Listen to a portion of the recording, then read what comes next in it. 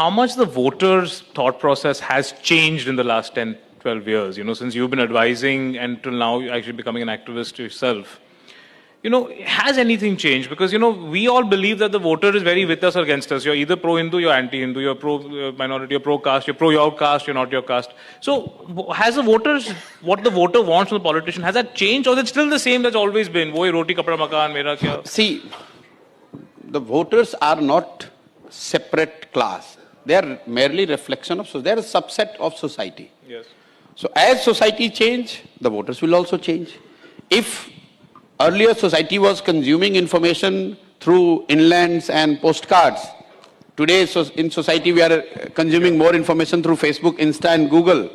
So voters are also consuming. The voters are not different entities. If there is caste in society, then there will be caste in politics. If there is decline in moral values in society, you will see that happening in politics as well.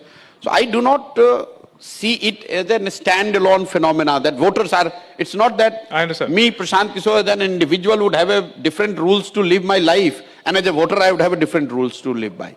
If I'm in society, people are getting more radical, it will also reflect in the voters' behavior.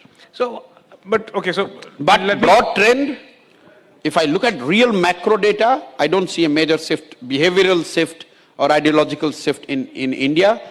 Even for this Hindutva thing and some of the news that comes that disturbs a lot of people, it's not new thing. There's Hindu-Muslim divide. It's not something that has started happening in last 4 years or 10 years.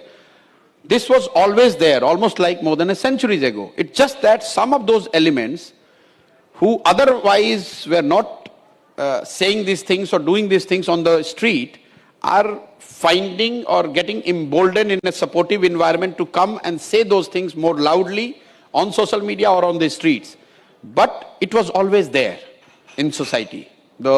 Some of the ideological, I would say, fault lines between Hindu-Muslim always existed.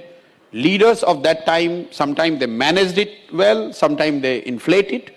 But I wouldn't say that just because BJP is in power, now Hindus have started hating Muslims or Muslims are less trusting Hindus. That's not the case. It was always there.